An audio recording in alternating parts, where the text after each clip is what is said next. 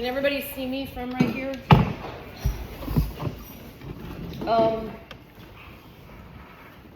So I spent the morning, I'm going to say this out loud. I spent the morning high-fiving myself because a bunch of Olympians who have semifinals today go onto my Instagram stories to see what's up, which makes me feel like I did a good job, that someone who needs to be their very best self would trust me with their headspace. I think that's one of the highest compliments you can give people. So we're going to work toward Hanumanasana splits, which is a back bend. Splits are a back bend. And now everybody just exhale, please, for me. Like, everybody calm the fuck down. Because most of us who can't get our arms over our head healthfully, and you can even see it on me when I'm not warm, the arms tend to hijack the rib cage a little bit. And so that tightness can start anywhere. It can be in your ankles, but for a lot of us, it lives here. And so so this afternoon, as we go to inversions, and I want your arms to be able to get back without this, you'll be nice and open in the hip flexors. So when we move into the depth of poses, your job is to pull in. And I know that sounds counter to what you think you want. You want to go down, right? But that is not how it is done. Here, I'll show you on my tight side so you don't feel bad about yourselves, because I just wake up in this pose. So there's Hanuman, right? And my job here is to pull my back leg in and my front leg back, right? This is actually like the pro tip. Not just, if you just try to drop your body weight on your groin is going to go, holy shit, we're going down, and it's just going to squeeze in and try to keep you from breaking yourself at the nexus of the universe. So your job, as we try not to jump to the end, the product, try to just sink into the process. Just try to sink into the process of the moment. That's all it is, okay? And then the more esoteric thing I want to talk to you about this morning, and I'll be tight and I won't, but I'm going to, there's a clock running in the back of my head, because I want to get you out of here on time, is that when it's done well, the reason you have to put the end away is that when it's done well, it feels like love. And some of you were at the table when I told the back bend photograph story. Doc, you were there. Some of you were at that table. I'm not going to bore you with the whole story, but I'll give you some grounding context for it. And Liz, I'm going to use you as an example, but I'm going to respect your privacy. So, Tell us for you. I have 4 kids. There's a lot of people see my organs. So Liz and I, and this was probably a couple years back, Liz and I were talking, and I said something along the lines of everyone on earth deserves love. And I'm not even sure that at that time, I may not have had the experience. You know how we say teaching without experience is just repetition?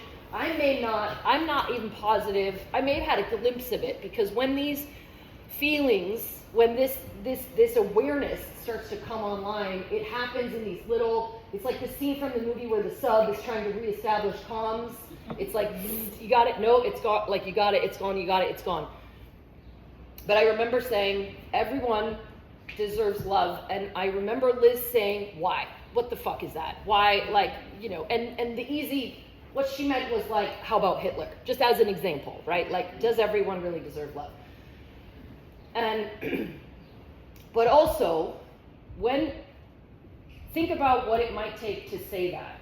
Why does everybody deserve love? What space are you in when you say, why does everybody deserve love? To me, that is a person who has had their heart not broken necessarily, but misshapen, right? Because heartbreak is okay. Karin once told me all warriors are heartbroken. Did I tell you this? Yeah, she said Karin Davies is a mutual friend of a lot of ours and also just the baddest bitch in the game.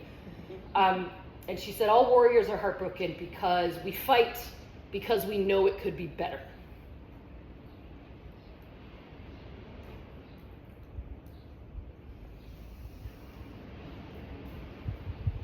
And so to not understand that we're all deserving of love is, I would almost offer, is the original sin. It is the misshapen heart of someone who is earthbound, but it's just where we start. And what you start to realize is that everyone deserves love doesn't have anything to do with Hallmark or emojis, or though those communicate, right? We are always communicating. It doesn't have anything to do with romance. It doesn't have anything to do with marital status. It is a frequency. It is unbound by the earthly experience. It is a frequency. It lives up here. It feels, it's like I think, honestly, Buddhists are just quitters. Like, show me a joyful Buddhist and I will eat my own fucking shoes. Like, it can't just be about the suffering. You can't just say, I don't want to suffer. You have to be willing to put all of it down and trust that there is something up here that it will just blow out of the water the best meal you've ever had, the best sex you've ever had, the best win you've ever gotten.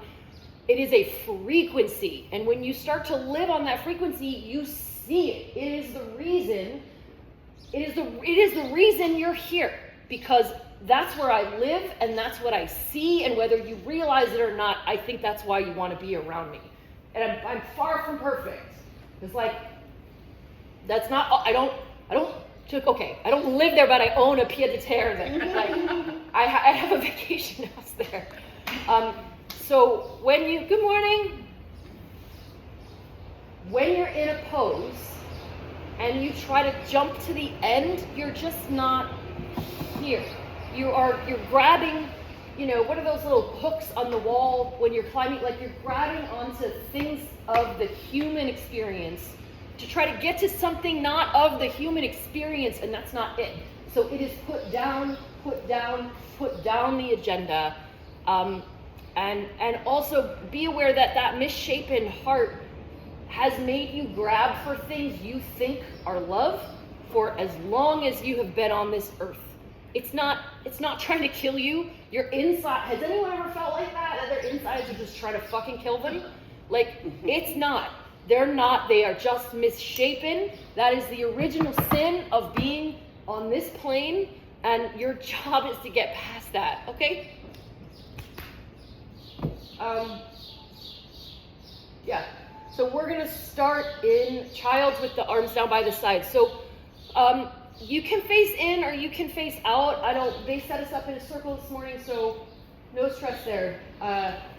Face the water, face me. There's going to be, just listen for left and right like always. Oh my God. Come on into child's. Arms down by the sides. So tiny little ball.